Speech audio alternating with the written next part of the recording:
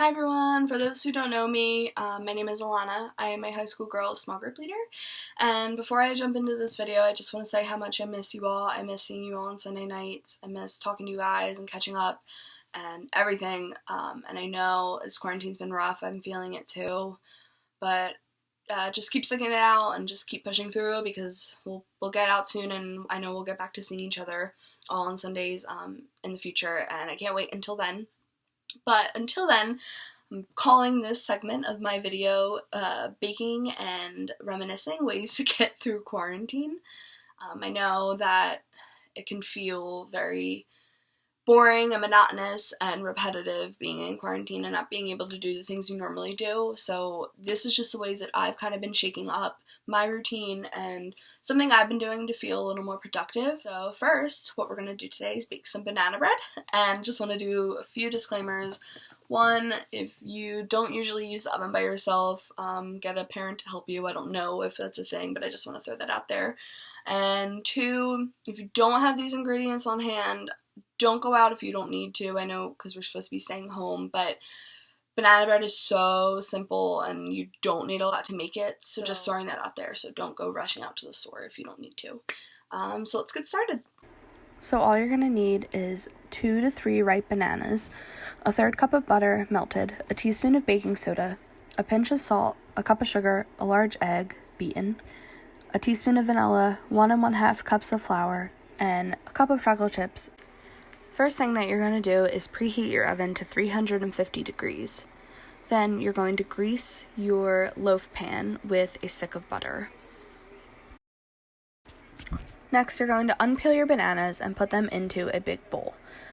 From there, you're going to take a fork or whatever tool you prefer to use, and you're going to mash them up super well and fine so they're smooth and there aren't a lot of clumps left. Next, you're going to melt your third cup of butter. Just stick it in a bowl in a microwave. And then pour it into your banana mixture and mix it up very well.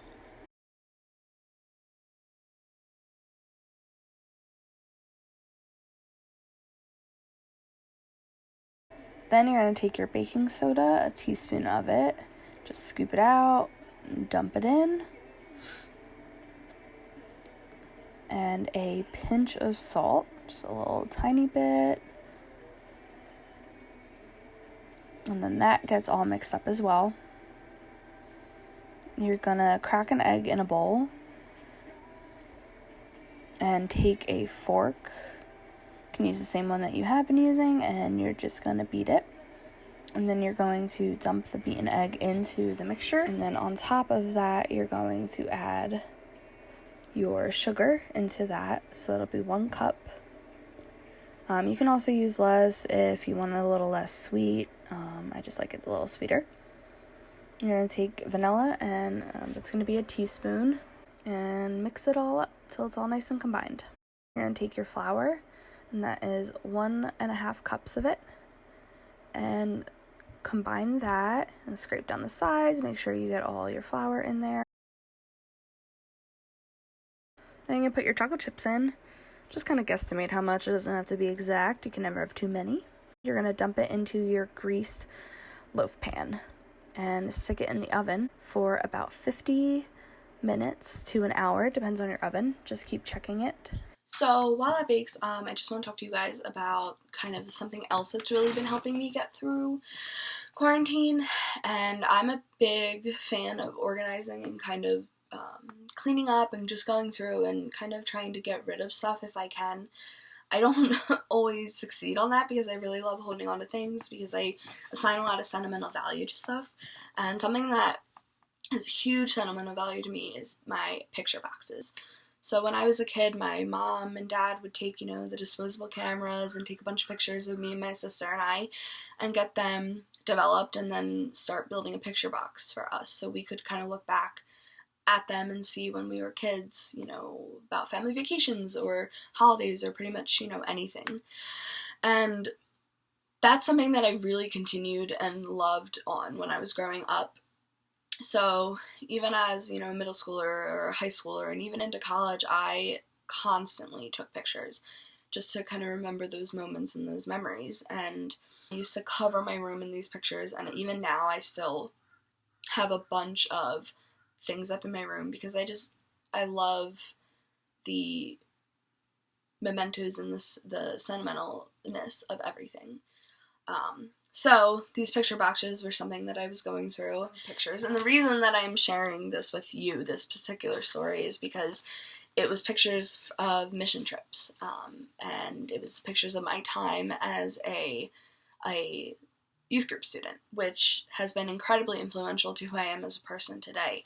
And I think one of my favorite things that I found, though, in this picture box isn't even really a picture. It's more of just random things that I forgot I even had. And one of them are my lunch bags from my last mission trip as a high school student.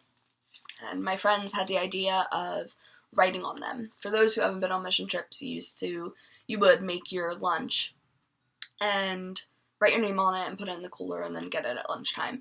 So they would decorate it and put my lunch in it that I had made and then drop it in my cooler. So at lunchtime I kind of got a surprise, and I got a fun bag to read every day. And like I said, I didn't even know I kept these. And, I'm reading some of these things and I don't even remember half these inside jokes, but I just remember the love that comes from it, and I'm just reading these words and seeing these little pictures that people would draw, or that my friends would draw for me, and just things like that. And I'm showing this because I think,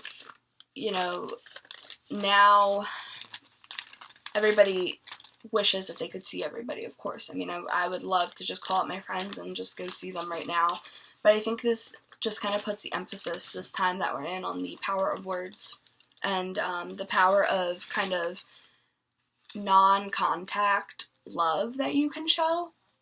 And letters and little messages, text messages, are something that mean even more now, because it can get lonely. I mean, granted, you might be with your family, but still the loneliness can really become a thing in quarantine. So I encourage you to either go through your own memories, go through your pictures and remember that love that you feel instead of sadness for those times that you may not have now. And I encourage you to send a nice text message to your small group friend. Write a letter, safely, if that's something that you would want to do, is send a letter to your friend, because words have never been more meaningful now. And, who knows, years from now, how many years ago was my last mission trip? 23. 7 years from now, you could look back at that letter that your friends sent that you held on to and remember that, yeah, that time in quarantine was horrible, but look at that love that you still had despite not having that person right next to you.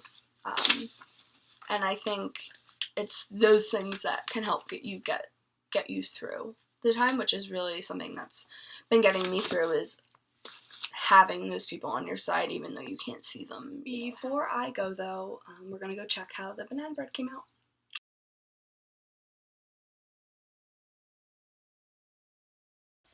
So I think it tastes pretty good.